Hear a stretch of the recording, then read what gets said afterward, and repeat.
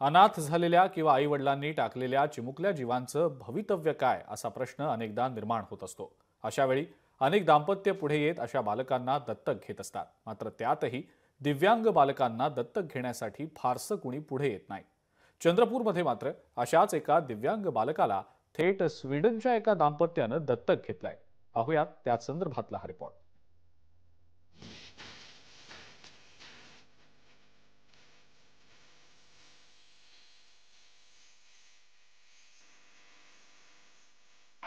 जन्मदात्यांनी नाकारलं, मात्र स्वीडिश दाम्पत्यानं स्वीकारलं। दिव्यांग बालक दत्तक घेण्याचं आदर्श पाऊल।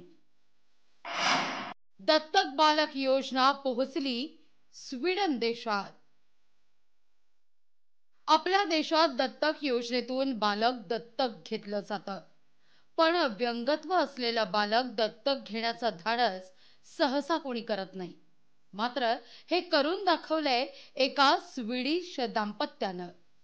स्पेशल नीड अर्थात व्यंगत्व असलेल्या बालकाला त्याच्या जन्मदात्यांनी नाकारलं, पण स्वीडन इथल्या निपुत्रिक दाम्पत्यानं या बालकाला स्वीकारून थेट स्वीडनला नेण्याची तयारी दाखवली आहे। ही प्रेरणादायी घटना घडली आहे चंद्रपूरमध्ये।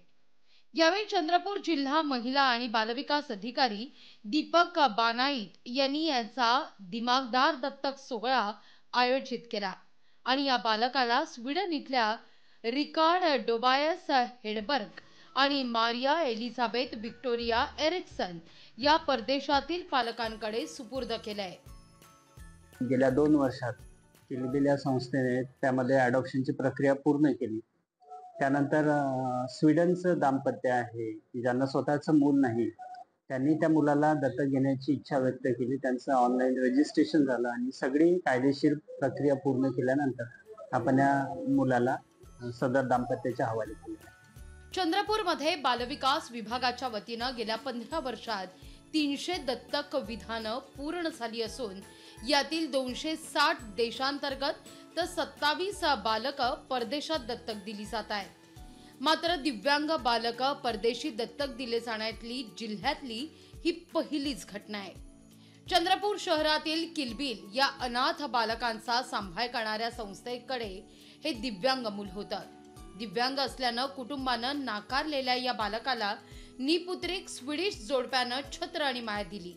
म्हणूनच रिकॉर्ड टोबायस हेडबर्ग आणि मारिया एलिझाबेथ व्हिक्टोरिया एरिक्सन यांचं विशेष कौतुक होत आहे।